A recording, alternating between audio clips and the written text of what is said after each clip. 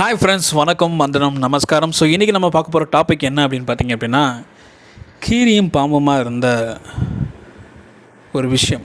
ஒரு ரெண்டு நாடுகள் இன்றைக்கி ஃப்ரெண்ட்ஸ் ஆகிட்டாங்கன்னா எப்படி ஆச்சரியமாக இருக்கும். அந்த மாதிரி ஆச்சரியம் இன்றைக்கி நடந்திருக்கு. ஸோ நம்ம பேச போகிற டாபிக் என்ன அப்படின்னு பார்த்தீங்க அப்படின்னா, உக்ரைன் ரஷ்யாவோட போர். பல நாடுகளுடைய எதிர்ப்பை அந்த டைமில் சம்பாரித்தது ரஷ்யா. இன்னொரு பக்கம் பார்த்திங்கன்னா, உக்ரைனோட அந்த அதிபர் ஜெலன்ஸ்கி ஒரு ஸ்டாண்டப் காமெடியனாக இருந்தாலும் ரியல் லைஃப்பில் பார்த்திங்க அப்படின்னா ஒரு பெரிய ஒரு எப்படி சொல்கிறது, ஒரு பயம் இல்லாதவன்னு சொல்லலாம். ஏன்னா அவ்வளோ பெரிய நாடு ரஷ்யா. அந்த நாட்டை இருக்கக்கூடிய ஒரு பெரிய தரம் அவர்கிட்ட இருந்துச்சு அப்படின்ற மாதிரி ஒரு சில பேரும் பேசிக்கிட்டு இருந்தாங்க. இப்போது இந்த ரஷ்யா என்ன பண்ணுறாங்க, உக்ரைனில் உள்ள ஒரு சில பகுதிகளை பிடிப்பதற்காக அந்த பகுதிகளெலாம் ரஷ்யாவோட கண்ட்ரோலில் தான் இருந்துச்சு அப்படின்னு சொல்லிட்டு போர் எடுக்கிறாங்க. கிட்டத்தட்ட ஒரு உங்களுக்கே தெரியும், ஒரு 2-3-4-5 வருஷமாக அந்த போர் போயிட்டுருக்கு. இந்த போர் போயிட்டுருக்கப்ப ரஷ்யா என்ன பண்ணுறாங்க அப்படின்னா, உக்ரைனுக்குள்ளே போய் உக்ரைனுடைய பகுதிகளையும், உக்ரைன் என்ன பண்ணுறாங்க அப்படின்னா நேட்டோ அமைப்போட உதவியோட, யூரோப்பியன் கண்ட்ரிஸோட உதவியோடு என்ன பண்ணுறாங்க, குறிப்பாக அமெரிக்காவோட உதவியோட என்ன பண்ணுறாங்க அப்படின்னா ரஷ்யாக்குள்ளே போய் ஒரு கொஞ்சம் சின்ன சின்ன பகுதிகளையும் பிடிக்கிறாங்க. இவங்க உக்ரைன் படைகளை தாக்குறதும், உக்ரைன் நேட்டோ படைகளோட உதவியோட ரஷ்யாவை தாக்குறதும், ஒரு குறிப்பிட்ட கேபிட்டல் சிட்டி ஆஃப் மாஸ்கோவில் போயிட்டு ஒரு சீப் மிலிட்ரி ஆஃபீஸரை பாம் பிளாஸ்ட் பண்ணி கொள்கிறாங்க. இதெல்லாம் பயங்கரமாக வைரல் ஆகிட்டுருக்கு. என்னடா இந்த போர் முடிவுக்கு வருமா வராதா அப்படின்னு சொல்லி பார்த்துக்கிட்டு இருக்கிறப்ப அமெரிக்காவோட தேர்தல் வருது. இந்த தேர்தல் பிரச்சாரத்திலே ட்ரம்ப் என்ன சொல்கிறார் அப்படின்னா, இன்றைக்கி இருக்கிற கவர்மெண்ட்டு தேவையில்லாமல் அமெரிக்க மக்கள் கட்டுற டாக்ஸ் அமௌண்ட், அமெரிக்காவோட வளர்ச்சிக்கு பயன்படுத்தக்கூடிய நிதியை என்ன பண்ணுறாங்க, உக்ரைனுக்கு இராணுவ உபகரணங்களாக கொடுத்துக்கிட்டு இருக்கிறாங்க, சப்போர்ட் பண்ணிக்கிட்டு இருக்காங்க. இதை நான் வன்மையாக எதிர்க்கிறேன்னு சொல்லிட்டு பைடனுக்கு எதிரான அந்த கவர்மெண்ட்டுக்கு எதிராக பிரச்சாரம் பண்ணுறாரு. இது அநேகர் மத்தியில், அமெரிக்கர்கள் மத்தியில் பயங்கரமான ஒரு வரவேற்பை பெறுது. ஏன்னா எல்லோரும் என்ன சொல்கிறாங்கன்னா, ஏன் அமெரிக்காவோட வளர்ச்சிக்கு பயன்படுத்தக்கூடிய நிதியை, அமெரிக்கா மக்கள் கட்டக்கூடிய அந்த டாக்ஸை எதுக்கு அடுத்த நாட்டோட சண்டைக்கு நம்ம கொடுக்கணும் வைக்கணும்னு சொல்லிட்டு எல்லாருடைய கருத்தும் ஒருமனதாக ட்ரம்ப்பும் ஜெயிச்சிட்டார் தேர்தலில். தேர்தலில் ஜெயிச்சுட்டு அவர் சொன்ன ஒரே ஒரு விஷயம், நான் வந்த உடனே என்ன பண்ணுவேன், ஃபஸ்ட்டு ரஷ்யா உக்ரைனோட போரை நிப்பாட்டுவேன். இது மட்டும் கிடையாது, உலக நாடுகளுக்கிடையே நடக்கிற அந்த போர் இதெல்லாம் நான் நிப்பாட்டுவேன் அப்படின்னு சொல்லிட்டு பயங்கரமாக உரையாற்றுறார். இது ஒரு பக்கம் போயிட்டுருக்கு. ரஷ்யா இங்கிட்டு பயங்கரமாக இவருடைய பதவி ஏற்கிறதுக்கு முன்னாடி நம்ம நிறையா பகுதியில் பிடிச்சுன்னு சொல்லிட்டு என்ன பண்ணுறாங்க, ரஷ்யாவும் பயங்கரமான மாஸ்டர் பிளானோட உள்ளே போய் முடிஞ்சளவுக்கு உக்ரைனுடைய ஒரு கிட்டத்தட்ட ஒரு 20-25% ஏரியாவை கைப்பற்றிடுறாங்க. உக்ரைனும் பார்த்திங்க அப்படின்னா இந்த சைடு போயிட்டு நேட்டோவோட அமைப்போட அந்த உதவியோடு என்ன பண்ணுறாங்க, ரஷ்யாவோட ஒரு சின்ன சின்ன பகுதிகளையும் பிடிச்சி வச்சிடுறாங்க. ஆனால் இப்போ ரீசன்ட் காலத்தில் அதை மறுபடியும் ரஷ்யா அந்த இதெல்லாம் மறுபடியும் கைப்பற்றிட்டாங்க அப்படின்ற மாதிரியும் நியூஸ் வந்துகிட்ருக்கு. சரி, ஓகே, இது ஒரு பக்கம் போயிட்டுருக்கு. இப்போ இந்த நேட்டோ அமைப்புகள் எதுக்காக உக்ரைனுக்கு உதவுச்சு, அமெரிக்கா எதுக்காக உக்ரைனுக்கு உதவுனாங்க அப்படின்னு நம்ம பார்த்திங்க அப்படின்னா, இந்த ஐரோப்பிய நாடுகள் எல்லாமே பார்த்திங்கன்னா ரஷ்யாவுக்கு எதிரான நாடுகள். அப்போ என்ன பண்ணுறாங்க, ரஷ்யாவுக்கு எதிரான நாடுகள், இந்த யூரோப்பிய நாடுகள், இந்த நேட்டோ அமைப்பில் இருக்கிற நாடுகள் எல்லாமே என்ன பண்ணுறாங்க, நாங்கள் உங்களுக்கு ஹெல்ப் பண்ணுறோம், நீங்கள் சண்டை போடுங்கன்னு சொல்லிட்டு ஜெலன்ஸ்கி, அதாவது உக்ரைன் அதிபரை ஏற்றி விட்டுறானுங்க. ஏற்றி விட்டோன்னே இவரும் அதை புரிஞ்சுக்காமல் என்ன பண்ணுறாரு, வேலையை ஆரம்பித்து போர் போயிட்டுருக்கு. அப்பாவி மக்கள் சாகுறாங்க. வாழ்வாதாரம் இல்லாமல் என்ன பண்ணுறாங்க, எல்லோரும் பக்கத்து கண்ட்ரியில் போயிட்டு அகதிகளாக போய் தங்குற ஒரு சூழ்நிலை உருவாயிருச்சு. இதுக்கப்புறம் பார்த்திங்கன்னா உலக நாடுகளுக்கிடையே பொருளாதார வீழ்ச்சி பயங்கரமாகிடுச்சு. குறிப்பாக இந்தியாவிலே பார்த்திங்க அப்படின்னா பெட்ரோலோட விலை, அது பாமாயிலோட எண்ணெய் அங்கேருந்து நம்ம வாங்கிட்டு இருந்தோம், எல்லா ரேட்டுமே பார்த்திங்க அப்படின்னா தாறுமாறாக ஏறி போச்சு. கேஸ் சிலிண்டரோட விலை, ஒரு நாட்டு போர் நடக்குது அப்படின்னா, இரு நாடுகளுக்கு நடக்குது அப்படின்னா உலக பொருளாதாரமே பாதிக்கப்படும். அந்த நாடு மட்டும் கிடையாது, உலகமே பாதிக்கப்படும் அப்படிங்கிற ஒரு எடுத்துக்காட்டு தான் இந்த உக்ரைன் ரஷ்யாவோட போர்.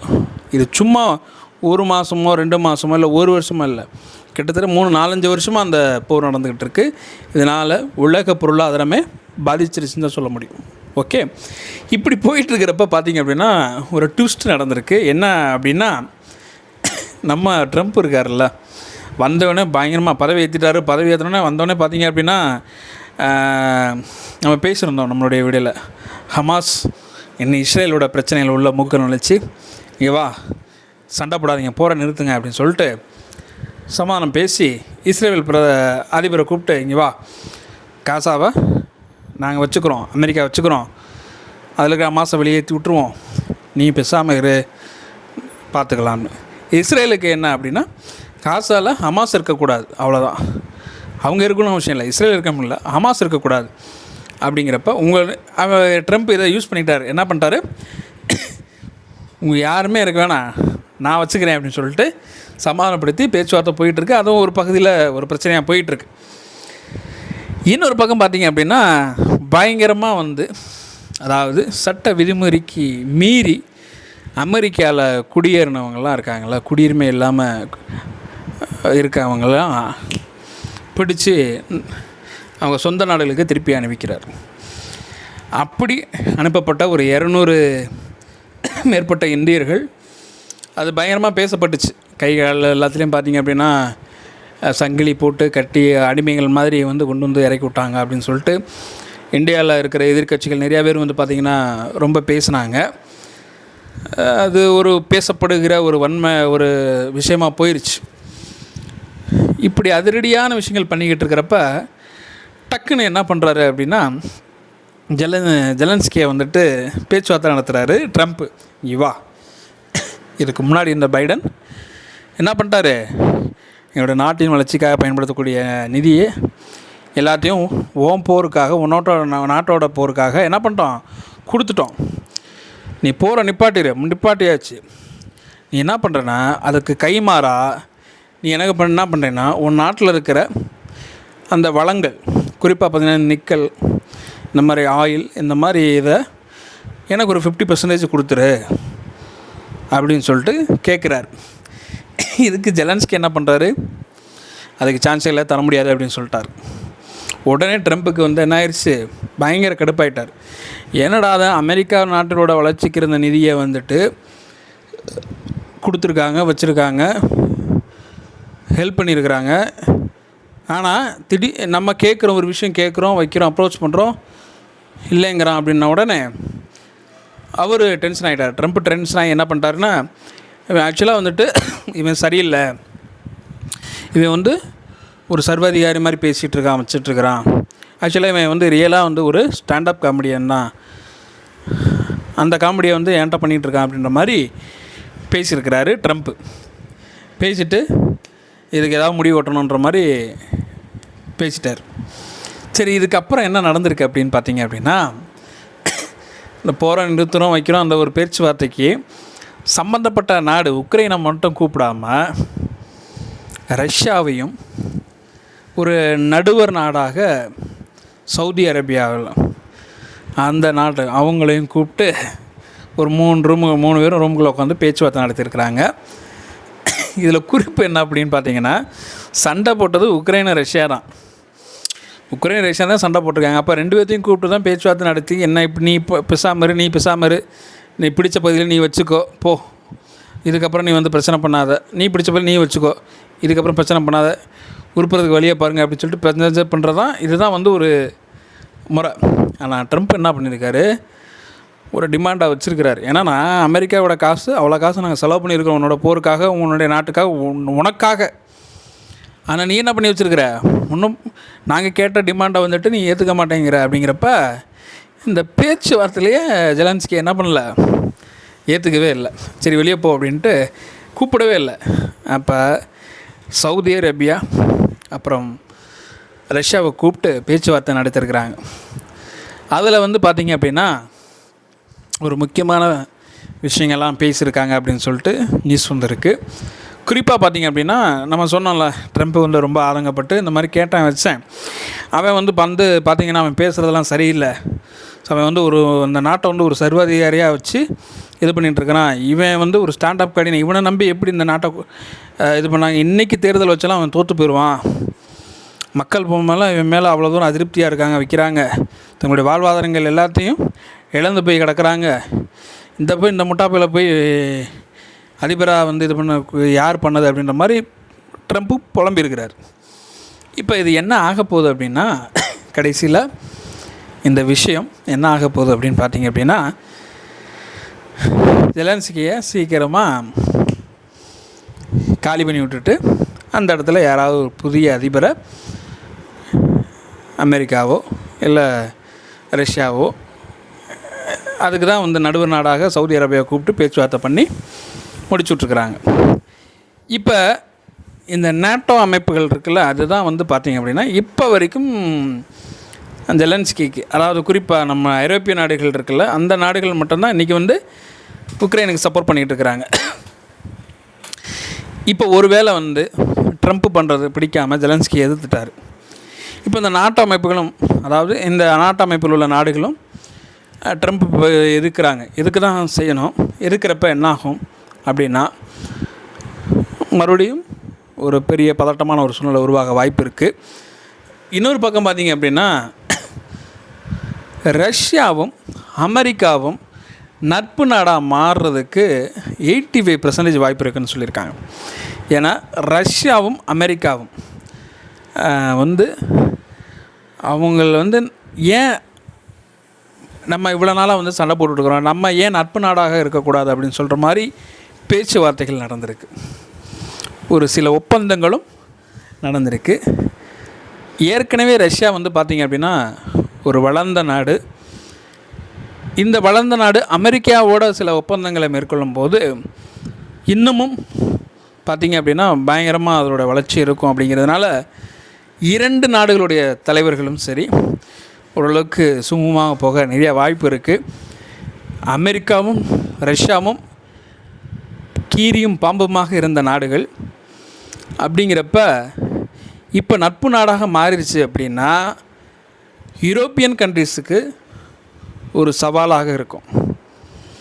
இந்த பக்கம் பார்த்திங்க அப்படின்னா இந்தியாவுக்கு ஒரு பெரிய ஒரு எப்படி சொல்கிறதுனா ஒரு ஆதாயமாக இருக்கும்னு வச்சுக்கோங்களேன் இந்தியாவுக்கு. ஏன்னா ஏற்கனவே நம்ம வந்து என்ன பண்ணுறோம், ரஷ்யாவோடு காலமாக நட்பு நாடாக இருக்கிறது இந்தியா.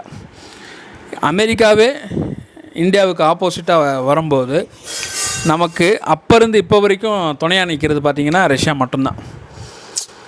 சீனாக்காரன் பேசினாலுமே நமக்கு ரஷ்யா வந்து பேச்சுவார்த்தையில் ஈடுபட்டு சமாதானம் பண்ணுற அளவுக்கு நமக்கு வந்து ஒரு நட்பு நாடாக இருக்கிறது ரஷ்யா. அப்போ இந்தியாவுக்கு இது ஒரு நல்ல விஷயம்னு வச்சுக்கோங்களேன். அமெரிக்காவும் ரஷ்யாவும் நட்பு நாடாக மாறினால் இந்தியாவும் அதில் ஒரு நட்பு நாடாக இருக்கும்போது அமெரிக்காலேயும் சரி, ஏற்கனவே அமெரிக்காவோடு இருக்கிற அந்த நட்பு வந்து ட்ரம்ப் வந்ததுக்கப்புறம் இன்னும் அதிகமாகிருச்சு. ட்ரம்ப்பு பார்த்திங்க அப்படின்னா நம்முடைய பாரத பிரதமர் மோடி அவர்களை கவனித்த விதமாக இருக்கட்டும், அவர் உரிமையோட மைடியர் ஃப்ரெண்டு அப்படின்னு சொல்லிட்டு கூப்பிட்டதாக இருக்கட்டும், அந்த விஷயங்களை நமக்கு பார்க்கும்போது நம்முடைய இந்திய நாட்டின் வளர்ச்சிக்கு ஒரு முக்கியமான ஒரு காரியம் இருக்குது அப்படின்றதுல எந்த ஒரு சந்தேகமும் இல்லை. இப்போ ரஷ்யாவும் அமெரிக்காவும் சேரும்போது அதனால் நமக்கும் ஏகப்பட்ட பெனிஃபிட் இருக்குது அப்படின்ற மாதிரி அரசியல் விமர்சனம் நிறைய பேர் பேசிகிட்டு இருக்கிறாங்க. ஓகே, இப்போ இதில் நமக்கு இன்னொரு விஷயம் நல்லது. இப்போ சைனாக்காரவன் நம்மள்ட்ட வந்துட்டு வாலாட்டிகிட்டு இருக்கிறானுங்க. இப்போ அமெரிக்காவும் ரஷ்யாவும் சேர்ந்துச்சு அப்படின்னா நம்ம என்ன பண்ணலாம், நமக்கு கண்டிப்பாக ரஷ்யாவும் அமெரிக்காவும் சப்போர்ட் பண்ணி தான் ஆகணும். நம்மள்ட்ட வந்து சைனாக்காரன் வந்து ஏதாவது குடைச்சலை கொடுத்தான் அப்படின்னா நம்ம என்ன பண்ணலாம், இவங்க 2 நாளுடைய ஆதரவு இருந்துச்சு அப்படின்னா ஒரு லைட்டாக ஒரு முறைச்சோம்னா பேசாமல் இருந்துப்பான், அவன் வாழாட்ட மாட்டான் இனிமேல். அந்த பிரச்சனை ஓடி போச்சு. அதேமாதிரி இந்த சில்வண்டு பாகிஸ்தான் பங்களாதேஷ்லாம் பேசாமல் போட்டு அமைதியாக இருப்பானுங்க. இதுதான் நடக்க போகுது. சரி, ஓகே. யூரோப்பியனில் இருக்கிறவன் நீங்கள் இருக்கீங்க, யூரோப்பியன் கண்ட்ரீஸில் இருக்கீங்க, இல்லை நீங்களே இருக்கீங்க அப்படின்னா உங்களுக்கு ஒரு சில பாதிப்புகள் வர வாய்ப்பு இருக்குது. ஏன் அப்படின்னா அமெரிக்கா ரஷ்யா உடைய நட்பு வந்து யூரோப்பியன் கண்ட்ரீஸான ஜெர்மனாக இருக்கட்டும், ஃப்ரான்ஸாக இருக்கட்டும், இங்கிலாந்தாக இருக்கட்டும், இந்த மாதிரி நாடுகளுக்கு ஒரு சவாலாக அமைய வாய்ப்பு இருக்குது. அவர்களுடைய பொருளாதாரமும் குறைய நிறைய வாய்ப்பு இருக்குது அப்படின்னு சொல்லிட்டு அரசியல் வல்லுநர்கள் சொல்லிக்கிட்டு இருக்கிறாங்க. சரி, ஓகே. இந்த வீடியோவில் ஒரு முக்கியமான ஒரு விஷயம் என்ன அப்படின்னா, அமெரிக்கா ரஷ்யாவும் நட்பு நாடாக மாறப்போகுது.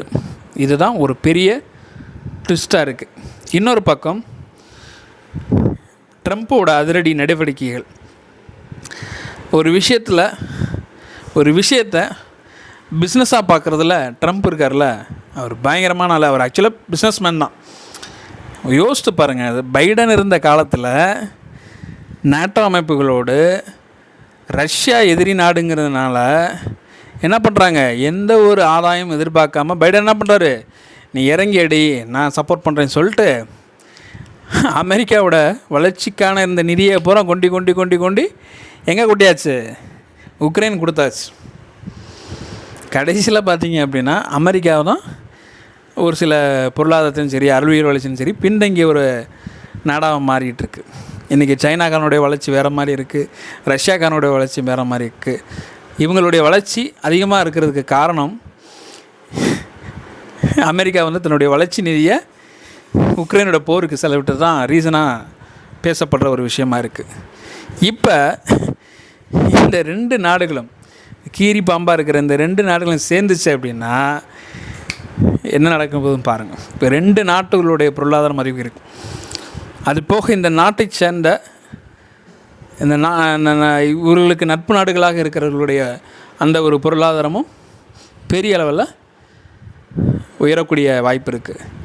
இதனால் பாதிக்கப்பட போகிற ஒரு அமைப்பு தான் இந்த நேட்டோ அமைப்பில் உள்ள யூரோப்பியன் கண்ட்ரிஸ். இவங்களுடைய பொருளாதாரம் அடி வாங்கிறதுக்கு நிறைய வாய்ப்புகள் இருக்குது. அமெரிக்காவில் ட்ரம்ப் பண்ண மாதிரி நேட்டோ அமைப்பில் உள்ள நாடுகளுடைய அதிபர்கள் அங்கே இருக்கிற இந்தியர்களையோ இல்லை ரஷ்யர்களையோ இல்லை அமெரிக்கர்களையோ, இந்த ரஷ்யா அமெரிக்கா உடைய நட்பு நாடுகள் உங்களுக்கு சப்போர்ட் பண்ணுற நாடுகளில் உள்ள மக்களை, வேலை பார்த்துட்டு இருக்க மக்களை உங்கள் நாட்டுக்கு போகலான்னு சொல்லிட்டு திருப்பி அனுப்ப நிறைய வாய்ப்பு இருக்குது. ஓகே. இன்னொரு பக்கம் பார்த்திங்க அப்படின்னா இந்த ட்ரம்ப் என்ன பண்ணியிருக்காரு அப்படின்னா, நான் இவ்வளோ தூரம் செலவு பண்ணியிருக்கிறேன், அமெரிக்காவோட வளர்ச்சி நிதியை வந்து உன்னுடைய போருக்காக, உன்னுடைய முட்டாள்தனமான ஒரு முடிவுக்கு நாங்கள் செலவு பண்ணியிருக்கோம், என்ன பண்ணுற நீங்கள், நாட்டில் இருக்கிற அந்த வளத்தில் 50% நாங்கள் எடுத்துக்கணும், எங்கள் கண்ட்ரோலில் கொடுத்துரு அப்படின்ட்டு. இதுக்கு வந்து அந்த ஜெலன்ஸ்கி ஒத்துக்கலை. டென்ஷன் ஆகிட்டார் ட்ரம்ப்பு. நீ இருறா, நான் உன்னை வச்சுக்கிறேன்டா அப்படின்னு சொல்லிட்டு என்ன பண்ணுறாரு, சவுதி அரேபியாவோட அதிபர் ப்ளஸ்ஸு ரஷ்யாவோட அதிபரை கூப்பிட்டு பேச்சுவார்த்தை பண்ணி ஏதோ ஒரு வேலை நடக்க போகுது. அநேகமாக ஜெலன்ஸ்கி மறுபடியும் ஸ்டாண்டப் காமெடியாக தான் போக வேண்டிய சூழ்நிலை உருவாகும் போல இருக்கு. பார்ப்போம் என்ன நடக்க போகுது இந்த உலக அரசியலில். இதனால் உலக பொருளாதாரம் வளர்ச்சி அடையாதா, இல்லை மறுபடியும் வீழ்ச்சி அடைய நிறைய வாய்ப்பு இருக்கா? இதில் நமக்கு பார்க்குறப்பே தெரியுது, யூரோப்பியன் கண்ட்ரீஸில் ஒரு சில சவால்கள் இருக்க தான் போகுது. அப்படிங்கிறதுல எந்த ஒரு சந்தேகமும் கிடையாது. என்ன நடந்தாலும் நம்ம டெய்லியும் வேலைக்கு போனால் தான் நமக்கு சாப்பாடுன்ற மாதிரி. சரி, நம்ம பேசுவோமே, உலக அரசியலும் பேசுவோமே. உள்ளூர் அரசியலை பேசுகிறதுக்கே டைம் இல்லை, ஏன்னா அவ்வளோ விஷயங்கள் உள்ளே கிடக்கு. பட் உலக அரசியல் முக்கியம் என்கிறதுல முக்கியம்தான், பேசுவோம். நம்ம என்ன பேசுறதுனால என்ன, நம்ம எதுவும் ஒன்று போகிறோம். ஓகே ஃப்ரெண்ட்ஸ், இந்த வீடியோ பார்க்குற நீங்கள் எல்லாருமே ஒரே ஒரு விஷயத்தை மட்டும் இந்த வீடியோ எண்டாக நான் ஒன்று சொல்ல விரும்புகிறேன். அரசியலை வந்து உங்களுடைய பிள்ளைகளுக்கு சிறு வயதிலிருந்தே சொல்லிக் கொடுங்க. ஏன்னா இன்றைக்கி இருக்கிற அரசியல்கள் ஒரு மேஜிக் மாதிரி இருக்குது. நல்லதாக தெரிகிற விஷயம் எல்லாமே மக்களுக்கு கேடான விஷயங்கள். அதே மாதிரி நல்ல விஷயங்களையே மக்களுக்கு கேடாக காட்டுற மாதிரி மேஜிக்கெலாம் நடந்துகிட்ருக்கு. அதனால் எது நல்லது எது கெட்டது அப்படிங்கிறத உங்கள் பிள்ளைகளுக்கு எடுத்து சொல்லி புரிய வைத்து அரசியலை அவங்களுக்கு உணவோடு சேர்த்து கூட ஊட்டி சொல்லி கொடுங்கள். நிலாவை பார்த்து நீங்கள் உணவு ஊட்டியிருக்கலாம், ஆனால் இன்றைக்கி இருக்கிற உலக அரசியலை உங்களுக்கு சொல்லிக் கொடுத்து உங்கள் பிள்ளைகளுக்கு சொல்லிக் கொடுத்து நீங்கள் ஊட்டி வளர்க்க வேண்டும். அப்பொழுது தான் வருங்காலத்திலே அவர்கள் ஓட்டு உரிமை பெறும்போது இந்த நாட்டின் வளர்ச்சிக்கு, இந்த நம்முடைய ஸ்டேட்டின் வளர்ச்சிக்கு, நம்முடைய டிஸ்ட்ரிக்டோட வளர்ச்சிக்கு, நம்முடைய ஸ்ட்ரீட்டோட வளர்ச்சிக்கு நல்ல தலைவர்களை அவர்களால் செலக்ட் பண்ண முடியும். ஒரு நல்ல அரசியல் களம் உருவாகும். மக்கள் 100% அரசாங்கத்தால் பயன்பெறுவார்கள் என்பதை இந்த வீடியோ மூலம் நான் தெரிவிச்சுக்கிறேன். பாப்போம், இன்னொரு இன்ட்ரெஸ்டான வீடியோ சந்திப்போம். பாய்.